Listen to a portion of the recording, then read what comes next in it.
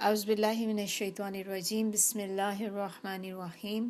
سیرہ کے اندر آج کا جو ہمارا ٹاپک ہے وہ ہم دیکھیں گے غزوہ حنین۔ غزوہ حنین جو تھا یہ شوال 8 ہجری میں ہوا تھا، اور اس کی اللہ تعالیٰ نے ڈسکرپشن جو ہے یا اس کی ڈیٹیلز جو ہمیں پتہ چلتی ہیں سورہ توبہ کے اندر اس کا پتہ چلتا ہے، اس کی آیت نمبر 25-26 کے اندر اللہ تعالیٰ نے اس کے بارے میں بتایا ہے وہاں پہ۔ اب کیا تھا کہ ہم نے لاسٹ ٹائم جو دیکھا تھا کہ ہم نے فتح مکہ دیکھا تھا کہ مکہ تو فتح ہو گیا، اب اس کے بعد قیس اعلان کے قبائل مشورے کے لیے اکٹھے ہوئے۔ ان میں طائف کا ایک قبیلہ جیسے ثقیف اور حوازن یہ پیش تھے، ان میں انہوں نے کہا کہ محمد صلی اللہ علیہ وآلہ وسلم اپنی قوم کی جنگ سے فارغ ہو چکے ہیں، اب انہیں ہمارے ساتھ جنگ سے روکنے والا کوئی نہیں، لہٰذا کیوں نہ ہم ہی پہل کر لیں۔ چنانچہ انہوں نے جنگ کا فیصلہ کر لیا اور اپنی سپہ سالاری کے لیے مالک بن عوف نصری کو منتخب کیا اور ایک بہت بڑا لشکر لے کر اوتاس میں اتر پڑے۔ ان کے ساتھ عورتیں بھی تھیں، بچے بھی تھے، مال مویشی بھی تھے۔ لشکر میں درید بن سما بھی تھا جو رائے کی پختگی کے لیے مشہور تھا۔ اس نے بچوں اور جانوروں کی آواز سنی تو مالک سے اس کی وجہ دریافت کی کہ آپ ان کو کیوں لے کے آئے ہیں ساتھ؟ تو اس نے کہا میں نے سوچا کہ ہر آدمی کے پیچھے اس کے اہل اور مال کو لگا دوں تاکہ وہ ان کی حفاظت کے جذبے کے ساتھ جنگ کریں۔ تو درید نے کہا کہ واللہ بھیڑ کے چرواہے ہو، بھلا شکست کھانے والے کو بھی کوئی چیز روک سکتی ہے؟ دیکھو اگر جنگ میں تم غالب رہے تو بھی کارآمد تو محض آدمی ہی اپنی تلوار اور اپنے نیزے کے ساتھ ہوگا، اور اگر شکست کھا گئے تو تمہیں اپنے اہل و عیال کے سلسلے میں رسوا ہونا پڑے گا۔ پھر درید نے مشورہ دیا کہ انہیں ان کے علاقے میں واپس بھیج دو، لیکن مالک نے اس کی رائے کو قبول نہ کیا۔ بال بچوں اور مویشیوں کو وادی اوتاس میں جمع کیا اور خود فوجیوں کو لے کر وادی حنین میں منتقل ہو گیا جو وادی اوتاس کے بازو میں ہے، اور وہاں فوجیوں کو کمین گاہوں میں چھپا دیا۔ ادھر رسول اللہ صلی اللہ علیہ وسلم کو ان کے اجتماع کا علم ہوا تو آپ صلی اللہ علیہ وآلہ وسلم مکے سے ہفتہ 6 شوال کو روانہ ہوئے۔ آپ کے ساتھ 12,000 کا لشکر تھا۔ اس موقع پر آپ نے صفوان بن امیہ سے 100 زرہیں ساز و سامان ادھار لیا اور مکے کا انتظام عتاب بن اسید رضی اللہ کو سونپا۔ راستے میں لوگوں نے بیر کا ایک بڑا سا درخت دیکھا جس پر عرب اپنا ہتھیار لٹکاتے تھے، وہاں جانور بھی ذبح کرتے تھے اور درگاہ لگاتے تھے۔ اسے ذات انوات کہا جاتا تھا، یعنی کہ وہ لوگ عرب جو لوگ تھے وہ اس درخت کو اپنے خوش نصیبی والا درخت سمجھتے تھے۔ جیسے ہوتا ہے نا، کچھ آپ کہتے ہیں کہ اس سے خوش قسمتی آتی ہے، اس سے ہماری گڈ لک ہوتی ہے، اس قسم کا کانسیپٹ تھا ان کا۔ بعض لوگوں نے رسول اللہ صلی اللہ علیہ وسلم سے کہا کہ ہمارے لیے بھی ذات انوات بنا دیں، جیسے کوئی ایسی چیز کہ جس پہ کچھ لٹکایا جا سکے۔ تو انہوں نے کہا کہ جیسے ان کے لیے ذات انوات ہے تو آپ ہمارے لیے بھی ایک ایسا بنا دیں۔ تو پھر اس پہ آپ صلی اللہ علیہ وسلم نے فرمایا کہ اللہ اکبر، تم نے تو ویسی ہی بات کہی جیسی موسیٰ علیہ السلام کی قوم نے ان سے کہی تھی۔ اور انہوں نے کیا کہا تھا؟ موسیٰ علیہ السلام کی قوم نے کہا تھا ہمارے لیے بھی ایک معبود بنا دے جیسے ان کے لیے معبود ہے۔ تو اس سے ہمیں ایک بات اور بھی کیا یہاں پہ پتہ چلتی ہے کہ اس طرح کوئی بھی اگر آپ چیز کو دیکھیں اور خوش قسمتی کا اس کو علامت سمجھ لینا جو ہے، یہ بھی ایک طرح سے معبود کو ہی اپنے جو اس چیز کو معبود بنانے کی ہی مترادف ہو جاتی ہے۔ اسی سینس میں یہ آ جاتی ہے کہ اگر آپ کہیں کہ چلو اس سے مجھے خوش قسمتی ملتی ہے، اس کے ساتھ I have a good luck. بعض لوگوں نے کچھ ہوتا ہے نا، اپنے کچھ کپڑوں کو کر لیتے ہیں، اپنی کچھ چیزوں کو کر لیتے ہیں کہ میں جب بھی یہ سوٹ پہن کے جاتی ہوں تو میرا بڑا اچھا کام ہو جاتا ہے۔ اس طرح ہماری ایک فرینڈ تھی ہمارے ساتھ، تو اس کے جب ایگزامز ہوتے تھے ہمارے، تو اس میں کیا ہوتا تھا کہ ہم دیکھتے تھے ہر ایگزام میں نا اس نے ایک ہی سوٹ پہنا ہوا ہوتا تھا، اور وہ ڈیلی ہمارے ایگزام ہو رہے ہوتے تھے تو ہم پوچھتے تھے تم کپڑے ایک ہی سوٹ بار بار پہنتے؟ کہتی ہاں میں نے یہ رکھا ہوا ہے، میں اپنے ہر ایگزام میں جب بھی کوئی بھی میرا ایگزام ہوتا ہے نا تو میں صرف یہی والا سوٹ پہنتی ہوں کہ یہ میرا بڑا لکی سوٹ ہے، جب بھی میں پہنتی ہوں نا تو اس میں میرے اچھے نمبر آتے ہیں۔ تب تو ہمیں خیر اتنی سمجھ نہیں تھی ان باتوں کی، لیکن اب جیسے جیسے پڑھتے جاتے ہیں تو پھر ہوتا ہے کہ نہیں یہ چیزیں ایسے نہیں کرنا چاہیے، یہ چیزیں بھی غلط ہو جاتی ہیں۔ اور پھر حضرت موسیٰ علیہ السلام نے ان کے جواب میں کیا کہا تھا جب انہوں نے کہا تھا کہ ہمارے لیے بھی ایک معبود بنا دے جیسے کہ ان کے لیے معبود ہے؟ تو پھر حضرت موسیٰ علیہ السلام نے ان کے جواب میں کہا تھا کہ تم لوگ جہالت کی بات کر رہے ہو۔ پھر آپ صلی اللہ علیہ وآلہ وسلم نے فرمایا یہ طور طریقے ہیں، تم لوگ بھی یقیناً پہلوں کے طور طریقے اپناؤ گے۔ بعض لوگوں نے لشکر کی کثرت کے پیش نظر کہا کہ آج ہم مغلوب نہ ہوں گے، لیکن یہ بات نبی صلی اللہ علیہ وسلم پر گراں گزری۔ شام ہوئی تو ایک سوار نے آ کے خبر دی کہ بنو حوازن عورتوں، بچوں، اونٹوں اور بکریوں سمیت نکلے ہیں۔ تو آپ صلی اللہ علیہ وسلم نے تبسم فرمایا اور کہا کہ یہ کل انشاءاللہ مسلمانوں کا مال غنیمت ہوگا سارا کچھ۔ 10 شوال 8 ہجری کی رات رسول اللہ صلی اللہ علیہ وآلہ وسلم حنین پہنچے۔ وادی میں داخل ہونے سے پہلے سحر کے وقت لشکر کو مرتب فرمایا۔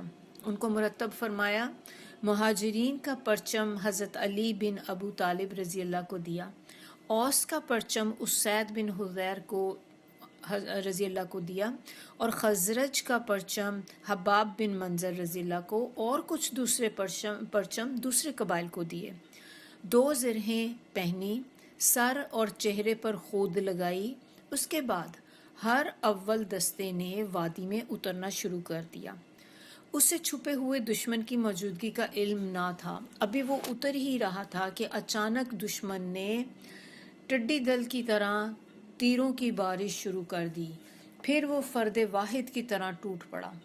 اس اچانک حملے سے ہر اول دستے میں اضطراب پھیل گیا اور اس میں موجود مسلمانوں کے پاؤں اکھڑ گئے۔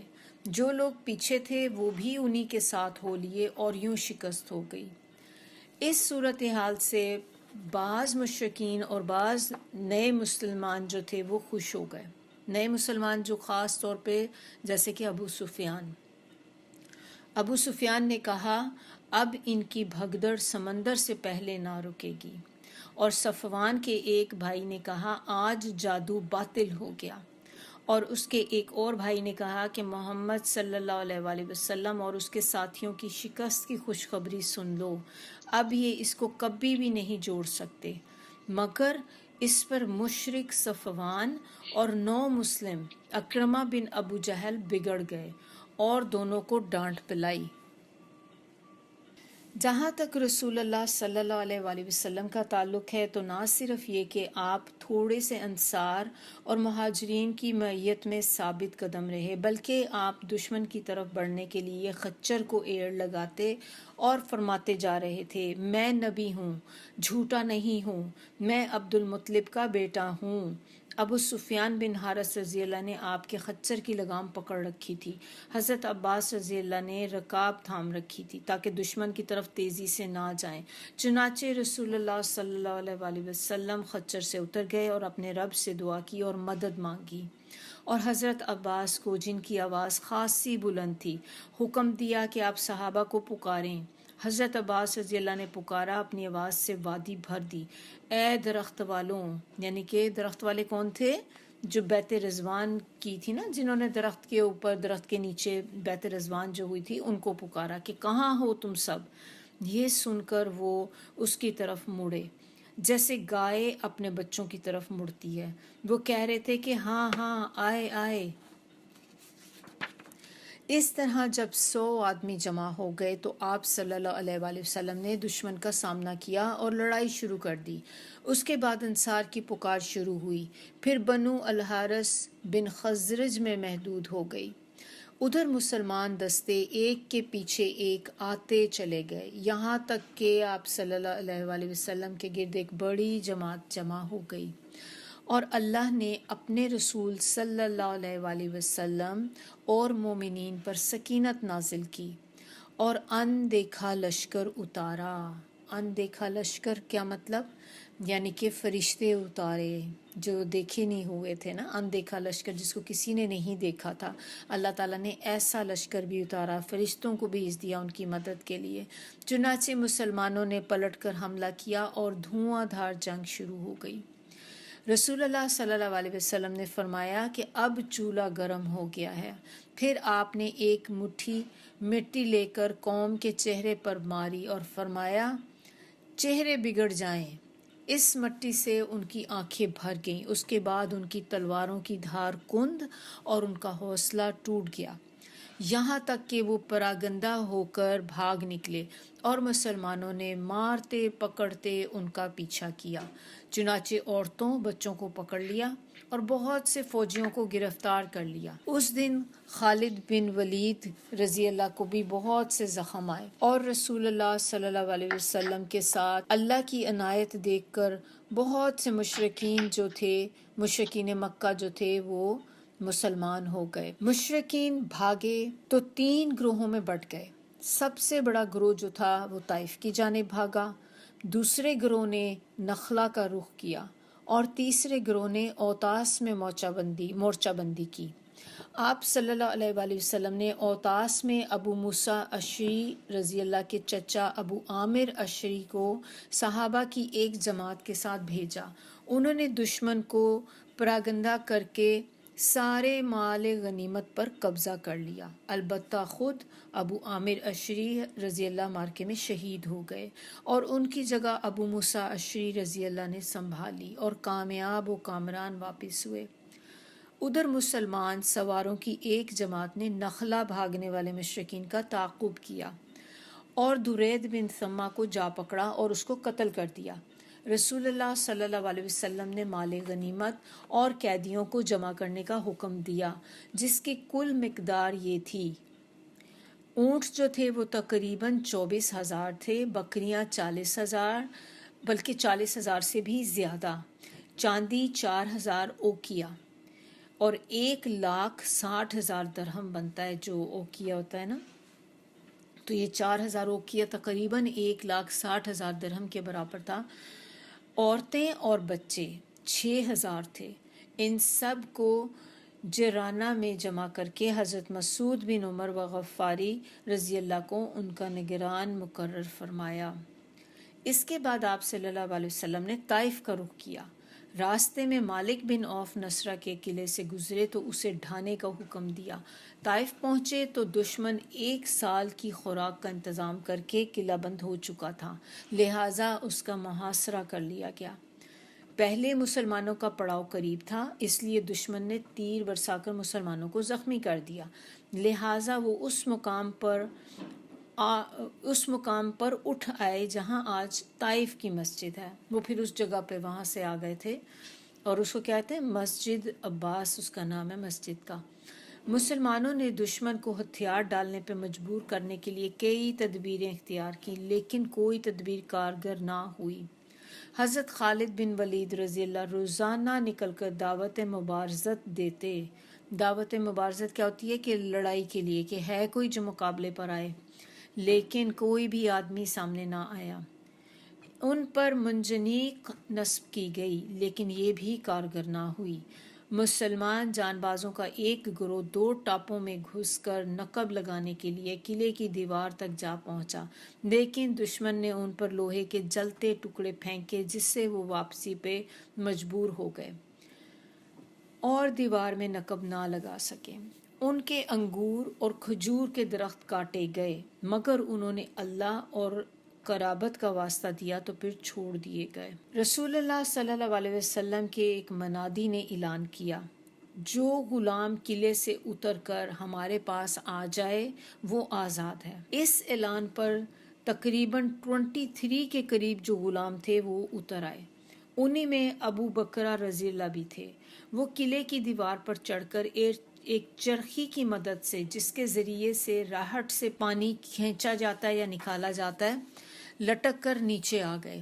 اسی لیے رسول اللہ صلی اللہ علیہ وسلم نے ان کی کنیت ہی ابو بکرہ رکھ دی۔ عربی میں چرخی کو بکرا کہتے ہیں۔ غلاموں کا یہ فرار قلعے والوں کے لیے جان کا تھا۔ محاصرے نے طول پکڑا اور فائدہ تو کچھ بھی نہ ہوا۔ चुनाचे मुहासरे पर तकरीबन 20 दिन, और कहा जाता है कुछ रवायत में कि 1 महीना गुजर गया। लिहाजा रसूलुल्लाह सल्लल्लाहु अलैहि वसल्लम ने नौफिल बिन मुआविया रज़ी अल्लाह से मशवरा किया, क्योंकि अब वो किले से बाहर ही नहीं निकल रहे थे। अब इतनी देर से ये मुहासरा करके बैठे हैं, कोई फ़ायदा ही नहीं हो रहा, आपका भी टाइम जा रहा है, क्योंकि करने को कुछ नहीं, जंग हो तो आप जंग करें, लेकिन वो तो बाहर कोई निकले तो जंग हो। तो फिर उन्होंने कहा, जिनसे ये मशवरा करा है ना उन्होंने, नबी सल्लल्लाहु अलैहि वसल्लम ने नौफिल बिन मुआविया से, तो उन्होंने फिर कहा कि लोमड़ी जो है ना वो अपने भट में घुस गई है, अगर आप डट गए हैं तो पकड़ लेंगे, अगर छोड़ भी देंगे तो ये आपका कुछ बिगाड़ नहीं सकती। फिर ये सुन के आप सल्लल्लाहु अलैहि वसल्लम ने कूच करने का ऐलान फरमाया। तो बाज़ लोगों ने गुजारिश की कि आप इन लोगों पर बद्दुआ करें, तो फिर आप सल्लल्लाहु अलैहि वसल्लम ने फरमाया, ए अल्लाह, सकीफ़ को हिदायत दे और उन्हें मुसलमान बना कर ले आ। इससे पहले भी आपने एक दफ़ा ऐसी दुआ की थी, नबी सल्लल्लाहु अलैहि वसल्लम ने ऐसी दुआ ताइफ वालों के लिए भी की थी। अब अमवाले गनीमत और कैदियों की तकसीम जो थी, उसके बाद रसूलुल्लाह सल्लल्लाहु अलैहि वसल्लम ताइफ से जिराना वापस आकर 10 दिन से ज़्यादा ठहरे रहे और माले गनीमत तकसीम ना फरमाया। आपको इंतज़ार था कि हवाज़न तौबा करके आ जाएं और अपना माल और कैदी वापस ले जाएं, लेकिन जब कोई ना आया तो फिर आपने गनीमत से खुम्स निकाला और उसे तालीफ़ कल्ब के लिए कमज़ोर इस्लाम वालों को दिया, और कुछ ऐसे लोगों को भी दिया जो अभी तक मुसलमान नहीं हुए थे, ताकि उनकी नज़र में भी इस्लाम महबूब हो जाए। चुनाचे अबू सुफियान को 40 औकिया चांदी, जो कि 1600 दरहम के बराबर थी, और 100 ऊँट दिए। फिर इतना ही उसके बेटे यजीद को दिया, और फिर उतना ही उसके दूसरे बेटे माविया को दिया।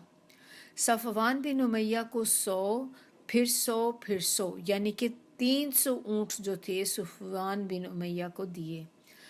हकीम बिन हज़ाम, हारिस बिन हारिस बिन कल्दा, आइना बिन हसन, अकरा बिन हाबिस, अब्बास बिन मरदास, और अलकमा बिन अलासा, मालिक बिन औफ, अला बिन हारसा, हारिस बिन हशाम, जुबैर बिन मतअम, सुहेल बिन उमर और हुवैतब बिन अब्दुल उज़्ज़ा वगैरह को 100 ऊँट दिए गए। कुछ और लोगों को 50 ऊँट दिए गए। यहाँ तक के लोगों में शोहरा हो गया, यानी कि लोगों में एक फेमस हो गई बात, मशहूरी हो गई कि मोहम्मद सल्लल्लाहु अलैहि वसल्लम इस तरह से बेदरेग अतिया देते हैं कि उन्हें फ़क्र का अंदेशा ही नहीं है। चुनाचे माल की तलब में बद्दू आप सल्लल्लाहु अलैहि वसल्लम पर टूट पड़े और आपको एक दरख्त की जानिब सिमटने पर मजबूर कर दिया, जिसमें आपकी चादर फंस गई। तो आप सल्लल्लाहु अलैहि वसल्लम ने फरमाया, मेरी चादर दे दो। उस ज़ात की कसम जिसके हाथ में मेरी जान है, अगर मेरे पास तहामा के दरख्तों की तादाद में भी छुपाए होते तो मैं उन्हें तुम में तकसीम कर देता, फिर तुम मुझे बुखील ना पाते, ना बुज़दिल और ना ही झूठा। फिर आप सल्लल्लाहु अलैहि वसल्लम ने एक ऊँट के कोहान से कुछ बाल लिए और फरमाया, वल्लाही मेरे लिए तुम्हारे माले फ़े में से कुछ भी नहीं, हत्ता कि इतने से बाल भी नहीं, सिर्फ खुम्स है, और खुम्स भी तुम ही को लौटा दिया जाता है। लिहाजा सुई और धागा तक अदा करो, क्योंकि ख़यानत, साहिब ख़यानत के लिए क़यामत के रोज़ आर यानी कि ज़िल्लत और रुसवाई और आग होगी। ये सुनकर लोगों ने मामूली चीज़ तक गनीमत से जो भी कुछ लिया था, चाहे वो मामूली से मामूली चीज़ भी जो ली थी, वो वापस कर दी। इसके बाद आप सल्लल्लाहु अलैहि वसल्लम ने हज़रत ज़ैद बिन साबित को माले गनीमत तकसीम करने का हुक्म दिया। गनीमत का मज़कूरा मिक़दार के हिसाब से खुम्स निकालने के बाद एक आदमी के हिस्से में जितना माले गनीमत बना, उसकी मिक़दार ये है, तकरीबन 1.5 ऊँट, 2.5 बकरी, 10 दिरहम, एक कैदी का 1/3 हिस्सा। अब अगर एक आदमी को 10 दिरहम देकर बाकी कोई एक ही चीज़ दी जाए तो उसके हिस्से में या तो सिर्फ 4 ऊँट आएंगे, या सिर्फ 40 बकरियां, या एक कैदी का सिर्फ 2/3 हिस्सा उनके पास आएगा। अंसार का शिकवा, اب انصار نے نبی صلی اللہ علیہ وسلم سے شکوہ کیا. انہوں نے کہا کہ انصار کو رسول اللہ صلی اللہ علیہ وسلم کے اس عمل پہ بہت حیرت ہوئی کہ آپ نے مؤلفہ قلوب کو اندازے سے بڑھ کر عطیے دیے اور انصار کو کچھ بھی نہ دیا. یہ کیسی بات ہے؟ اور پھر انہوں نے آگے سے انصار نے یہ بھی کہا کہ یہ کیسی تعجب کی بات ہے کہ آپ صلی اللہ علیہ وآلہ وسلم قریش کو دے رہے ہیں اور ہمیں چھوڑ دیا، حالانکہ ہماری تلواروں سے ان کا خون ٹپک رہا تھا. یہ بات انصار کے رئیس حضرت سعد بن عبادہ رضی اللہ نے آپ صلی اللہ علیہ وسلم کو پہنچائی. آپ صلی اللہ علیہ وآلہ وسلم نے انصار کو جمع کیا، اللہ کی حمد و ثنا کی، پھر اللہ نے آپ پر جو احسان کیا تھا اس کا ذکر فرمایا اور فرمایا: انصار کے لوگوں، تم اپنے جی میں دنیا کی ایک حقیر سی گھاس کے لیے ناراض ہو گئے جس کے ذریعے سے میں نے لوگوں کا دل جوڑا تھا تاکہ وہ مسلمان ہو جائیں اور تم کو تمہارے اسلام کے حوالے کر دیا تھا. اے انصار، کیا تم اس پہ راضی نہیں کہ لوگ اونٹ اور بکریاں لے جائیں اور تم رسول اللہ صلی اللہ علیہ وسلم کو لے کر اپنے ڈیروں میں جاؤ؟ اس ذات کی قسم جس کے ہاتھ میں محمد کی جان ہے صلی اللہ علیہ وسلم، اگر ہجرت نہ ہوتی تو میں بھی انصار کا ایک فرد ہوتا، اور اگر سارے لوگ ایک راہ چلیں اور انصار دوسری راہ چلے تو میں انصار ہی کی راہ چلوں گا. اے اللہ، انصار پر رحم فرما اور انصار کے بیٹوں پر اور انصار کے پوتوں پر. اس پر لوگ اس قدر روئے کہ ان کی داڑیاں جو تھیں وہ تر ہو گئیں اور کہنے لگے کہ ہم راضی ہیں کہ ہمارے حصے اور نصیب میں رسول اللہ صلی اللہ علیہ وسلم ہوں. اس کے بعد رسول اللہ صلی اللہ علیہ وسلم واپس آ گئے اور انصار بھی واپس ہو گئے. اب مال غنیمت تقسیم ہو چکا تو حوازن کا وفد آ گیا. ان کا رئیس زہیر بن سرر تھا. انہوں نے اسلام قبول کیا، بیعت کی اور عرض پہ دراز ہوئے کہ یا رسول اللہ، آپ نے جنہیں گرفتار کیا ہے ان میں مائیں ہیں، بہنیں ہیں، پھوپھیاں ہیں، خالائیں ہیں، اور یہی قوموں کی رسوائی کا سبب ہوتی ہیں. اے اللہ کے رسول، ہم پہ احسان اور کرم فرمائیے. آپ ایسے آدمی ہیں کہ آپ سے امیدیں وابستہ ہیں اور آپ کے کرم کا انتظار ہے. آپ ان عورتوں پر احسان کیجئے جن کا دودھ پیتے تھے جب آپ کا منہ ان کے دودھ کے موتیوں سے بھر جاتا تھا. اور مزید چند اشعار کہے. آپ صلی اللہ علیہ وسلم نے فرمایا: میرے ساتھ جو لوگ ہیں انہیں دیکھ ہی رہے ہو اور مجھے سچ بات زیادہ پسند ہے، لہٰذا قیدی اور مال میں سے کوئی ایک چیز چن لو. انہوں نے کہا کہ ہمارے نزدیک خاندانی شرف کے برابر کوئی چیز نہیں.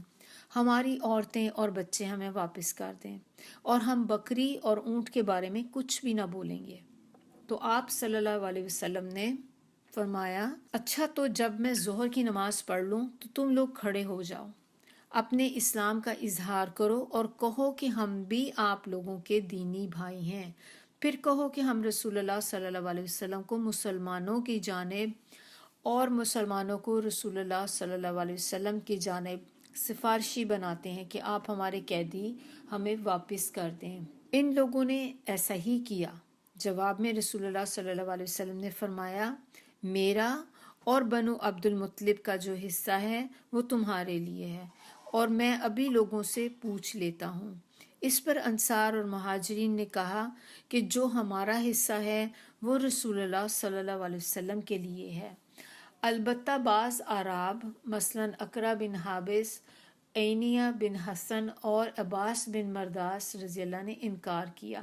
تو آپ صلی اللہ علیہ وسلم نے فرمایا: جو بخوشی واپس کر دے تو بہت اچھی راہ ہے، ورنہ مال تو بہرحال واپس تو بہرحال کر دے، اور آئندہ جو سب سے پہلا مال فہ حاصل ہوگا اس سے ہم اس کو ایک حصے کے بدلے 6 حصے دیں گے. یہ سننے کے بعد پھر باقی جو لوگ تھے ان سب نے باخوشی اپنا مال جو تھا وہ واپس کر دیا، اور نبی صلی اللہ علیہ وسلم نے سارے قیدیوں کو ایک ایک قبطی چادر عطا فرمائی.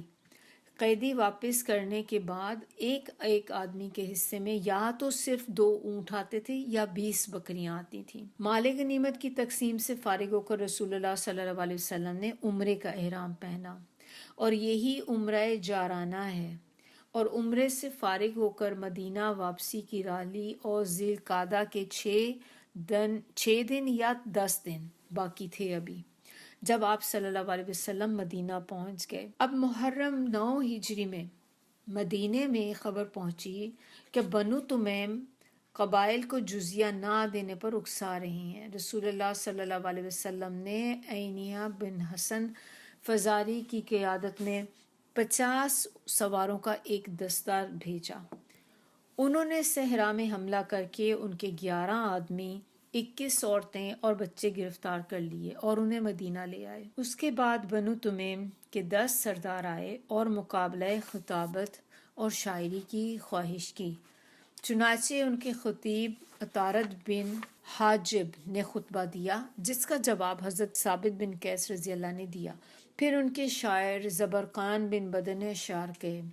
جواب میں حسان بن ثابت رضی اللہ نے اپنے اشعار پیش کیے۔ انہوں نے اسلام کے خطیب اور شاعر کی فضیلت کا اعتراف کیا اور مسلمان ہو گئے۔ رسول اللہ صلی اللہ علیہ وسلم نے ان کے قیدی واپس کر دیے اور انہیں بہترین تحائف سے نوازا۔ ربیع الاول 9 ہجری میں رسول اللہ صلی اللہ علیہ وسلم نے حضرت علی بن ابو طالب رضی اللہ کی سرکردگی میں 100 اونٹ اور 50 گھوڑوں سمیت 150 آدمیوں کا ایک دستہ بنو تیقہ فلس نامی بت ڈھانے کے لیے روانہ کیا۔ حضرت علی رضی اللہ کے ہاتھ میں کالا پرچم اور سفید جھنڈی تھی۔ انہوں نے جود و کرم میں شہرت یافتہ حاتم طائی کے محلے پر چھاپا مارا۔ اونٹ بکریاں ہاتھ آئیں، عورتیں اور بچوں کو قید کیا۔ قیدیوں میں حاتم طائی کی صاحبزادی صفانہ بھی تھی۔ وہ جب مدینہ لائی گئیں تو رسول اللہ صلی اللہ علیہ وسلم نے انہیں ازراہ احسان بلا فدیہ چھوڑ دیا اور ان کا اکرام کرتے ہوئے انہیں سواری بھی دی۔ وہ ملک شام گئیں جہاں ان کے بھائی ادم بن حاتم بھاگے ہوئے تھے۔ موصوفہ نے ان سے رسول اللہ صلی اللہ علیہ وسلم کے بارے میں کہا کہ آپ صلی اللہ علیہ وسلم نے ایسا کام کیا ہے کہ تمہارا باپ بھی ویسا نہیں کر سکتا تھا، لہٰذا ان کے پاس رغبت یا خوف کے ساتھ جاؤ۔ چنانچہ عدی کسی امان یا تحریر کے بغیر آگے بڑھے اور جب رسول اللہ صلی اللہ علیہ وسلم سے گفتگو کی تو اسی وقت مسلمان ہو گئے۔ وہ رسول اللہ صلی اللہ علیہ وسلم کے پاس بیٹھے ہوئے تھے کہ ایک آدمی نے آ کر فاقے کی شکایت کی، پھر ایک دوسرے آدمی نے آ کر راہزنی کی شکایت کی تو آپ صلی اللہ علیہ وسلم نے فرمایا، عدی تم نے ہیرا دیکھا ہے؟ اگر تمہاری زندگی دراز ہوئی تو تم دیکھو گے کہ ہودج نشین عورت ہیرا سے چل کر آئے گی، خانہ کعبہ کا طواف کرے گی اور اسے اللہ کے سوا کسی کا خوف نہ ہوگا۔ اور اگر تمہاری زندگی دراز ہوئی تو تم کسرا کے خزانے فتح کرو گے، اور اگر تمہاری زندگی دراز ہوئی تو تم دیکھو گے کہ آدمی ہتھیلی بھر سونا چاندی لے کر نکلے گا اور ایسے آدمی کو تلاش کرے گا جو اسے قبول کر لے، مگر کوئی بھی اس کو قبول کرنے والا نہ ہوگا۔ حضرت عدی رضی اللہ نے ہودج نشین عورت کو نکلتے دیکھا اور کسرا کے خزانے کی فتح میں وہ خود موجود تھے۔ بنو تمیم کی تادیب اور بنو طے کے بت کی تباہی 2 اہم واقعات تھے جو فتح مکہ اور غزوہ حنین کے بعد پیش آئے۔ ان کے علاوہ اس دوران بعض چھوٹے چھوٹے واقعات بھی پیش آئے، لیکن مسلمانوں اور بت پرستوں میں جو محاذ ہرائی چلی آ رہی تھی وہ فتح مکہ کے بعد عمومی طور پہ ختم ہو گئی، اور قریب تھا کہ مسلمان جنگوں کی مشقت سے چھٹکارا پا جائیں گے۔ لیکن فتح مکہ سے تھوڑے ہی دن پہلے جو نئی بات پیش آئی وہ یہ تھی کہ شام میں موجود عیسائی قوت نے مسلمانوں کا رخ کر لیا تھا۔ چنانچہ اسی کے نتیجے میں معرکہ موتا پیش آیا۔ چونکہ اہل فارس کے خلاف مسلسل کامیابی کی وجہ سے اس قوم میں حد درجہ تکبر آ چکا تھا، اس لیے اس نے مسلمانوں کے ساتھ خون ریز ٹکراؤ کا دروازہ کھول دیا، جس کے نتیجے میں نبی اکرم صلی اللہ علیہ وسلم کی زندگی مبارکہ میں غزوہ تبوک پیش آیا، اور آپ صلی اللہ علیہ وسلم کے بعد خلافت راشدہ کے دور میں شام کی فتوحات ہوئیں۔ انشاءاللہ نیکسٹ ہم اپنا جو ہے وہ اگلی کلاس میں کریں گے اور ہم دیکھیں گے غزوہ تبوک۔ سبحانک اللہم و بحمدک، نشہد ان لا الہ الا انت، نستغفرک و نتوب الیک۔